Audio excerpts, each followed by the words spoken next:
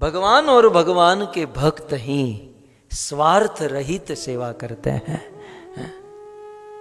इसलिए हमारे ये स्वजन शब्द से मुझे मन में आया तत्कालीन कि वास्तविक स्वजन जो है ना, भजन करने वाले, और भजन करने वालों में भी जो हमें भक्ति में आगे बढ़ाए, भक्ति में आगे बढ़ने की प्रेरणा दे, वो हमारे वास्तविक स्वजन है।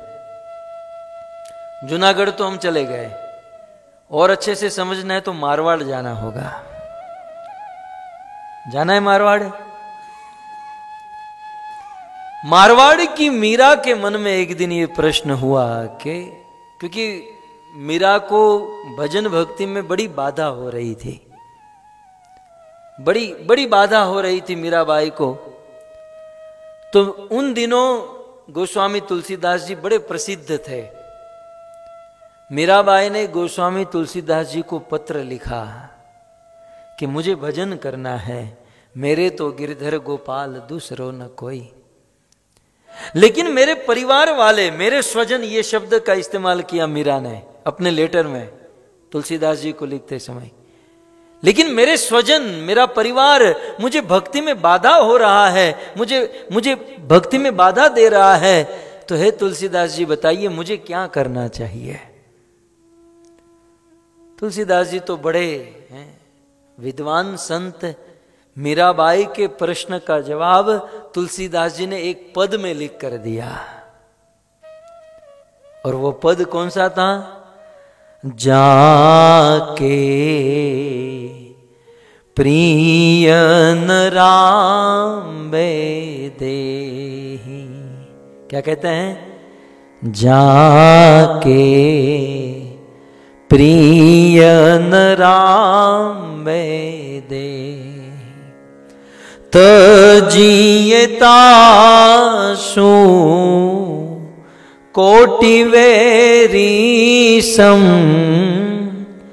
तजिए तासु कोटि वेरी सम, यद्यपि पर मसने ही प्रियन राम वेदे।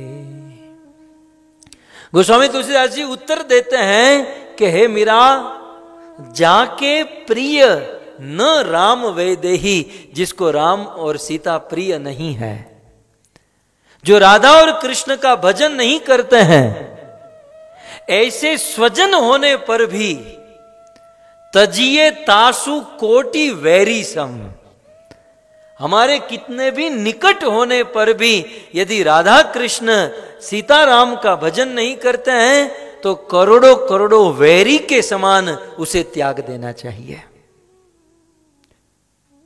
क्योंकि भजन में बाधा देने वाला हमारा स्वजन हो ही नहीं सकता। मीराबाई ने दूसरा पत्र लिखा कि त्याग दूं स्वजन को जो बाधा दे रहे हैं, समाज क्या कहेगा। तब तुलसीदास जी ने पूरा लिस्ट दे दिया।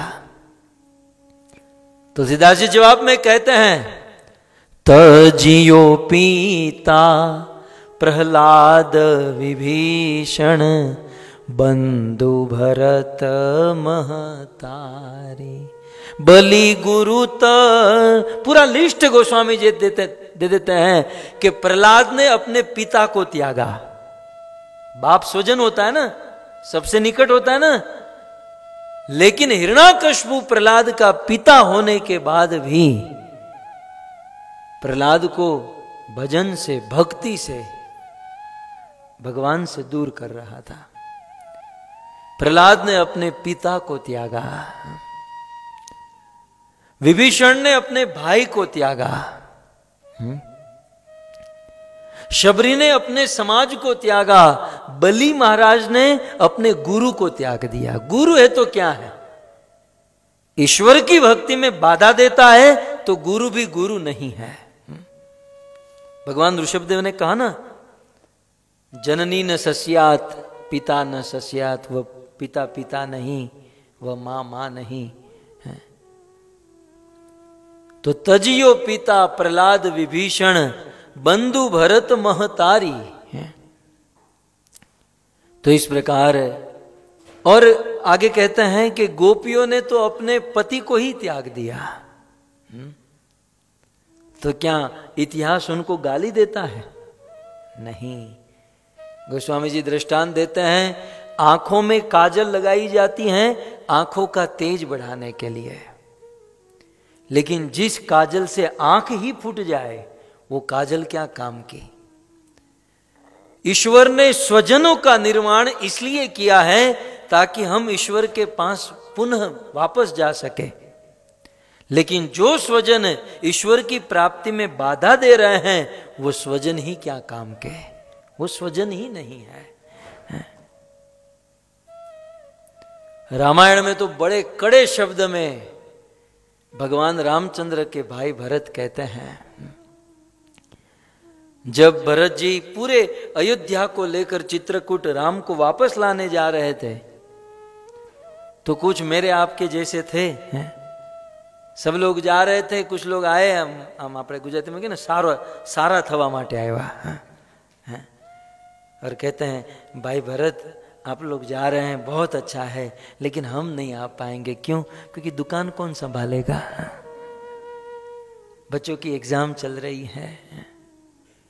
जब इस प्रकार से कुछ लोग बहाना देने लगे ना, तब भरत जी की हट गई। रामायण में है, मैं तो नहीं बोल सकता, लेकिन भरत तो बोल सकते हैं आपके सामने। भरत जी रामायण में कहते हैं कि अरे राम के पास जा रहे हैं, ईश्वर को लेने के लिए जा रहे हैं, और तुम ये दुकान ऑफिस बच्चों में पड़े हो। भरत जी के मुख से सहसा निकल गया कि जलाकर राख कर दो। जरऊसु संपत्ति सदन सुहद सुख मातु पितु भाई, क्योंकि सन्मुख होत जो राम पद करे न सहस सहाई। जला दो उस संपत्ति को, जला दो उस घर को, जला दो उन स्वजनों को जो राम को मिलने के लिए बाधा बनते हैं। राम के भाई भरत के ये शब्द है, जरु जाऊ सु जीवन जानकी नाथ, जिय जग में तुम रो बिनु भय, जो नहीं मेरे राम का वह नहीं कछु काम का। राम को मिलने के लिए जो बाधा बनते हैं उसे त्यागो। तो प्रहलाद ने पिता को त्यागा, बलि ने गुरु को त्यागा, भरत ने अपनी मां को त्यागा,